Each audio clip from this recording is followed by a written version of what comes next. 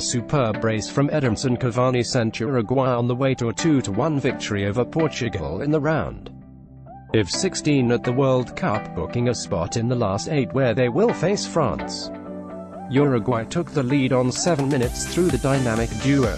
Edinson Cavani played a long switch to Luis Suarez before continuing his run to the back post and thundering in a header from Suarez's returned cross. Pepe found the equalizer 10 minutes into the second half, finally breaking the Uruguayan resistance with Portugal's first real attack. As the Besiktas defender rose highest to fire a bullet header past Fernando Muslera and into the net. Cavani scored a beautiful second just past the hour mark, taking up a good position in the left channel before bending an exquisite first-time strike into the right side of the net. With 20 minutes to play, Bernardo Silva had a huge chance to haul Portugal level again after Muslera spilled a ball in the box, but the Manchester City playmaker fired his shot over the crossbar. Cavani takes the reins. The PSG forward turned in one of the performances of the tournament, so far single-handedly guiding his country over the line and into the last 8. He was an ever-present thorn in Portugal's backline with his height, physicality and technical ability, allowing him to pose a threat in a number of different ways, creating a handful for the opposition to deal with. Working alongside Suarez's guile and intensity, Cavani was able to take the game by the scruff of the neck and sprinkle his magic on proceedings. Uruguay have the luxury of arguably the best attacking tandem at the World Cup, and with Cavani in this form and Suarez always capable of turning a match on its head, they could be very tough to stop in the latter stages of the tournament. Oscar Tabarez will be sweating on the fitness of his match winner as he hobbled off the pitch with 15 minutes to play, as they gear up to face France in the quarter-finals. Ronaldo joins Messi on the plane after his superb hat-trick in Portugal's opening match against Spain, followed by the decisive strike against Morocco. The reigning Ballon d'Or winner will have to pack his bags and head for home.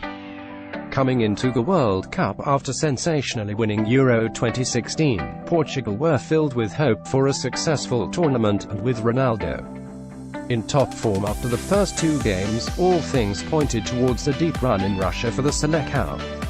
Though trying as he might, Captain Ronaldo was unable to prevent his country from losing the 4th consecutive knockout game in a World Cup finals. Ronaldo struggled for consistent touches in advanced areas, and was often forced into cutting inside and letting fly from range, which more often than not saw his shot cannon off the nearest defender and back the other way. Uruguay set up perfectly to stop him from being the difference maker that he so often is in matches, especially in big matches such as this.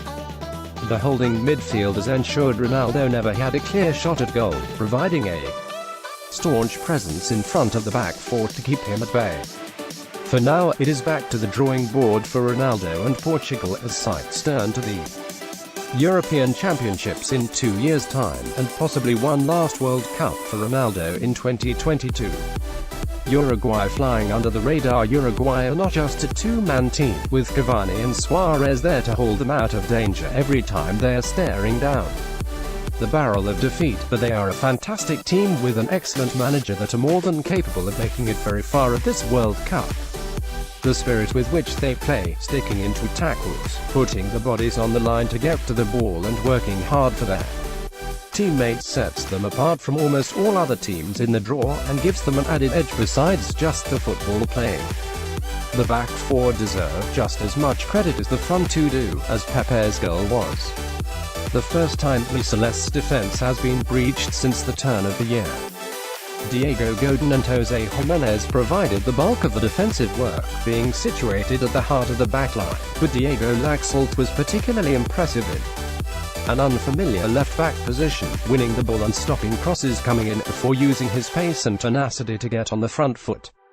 The French will ask different questions of Tabarez's side in the quarter-finals, with the height of Olivier Giroud accompanied by the pace and brilliance of Antoine Griezmann and Kylian Mbappé, but it is a task that Uruguay will be up for as they bid for a third World Cup crown.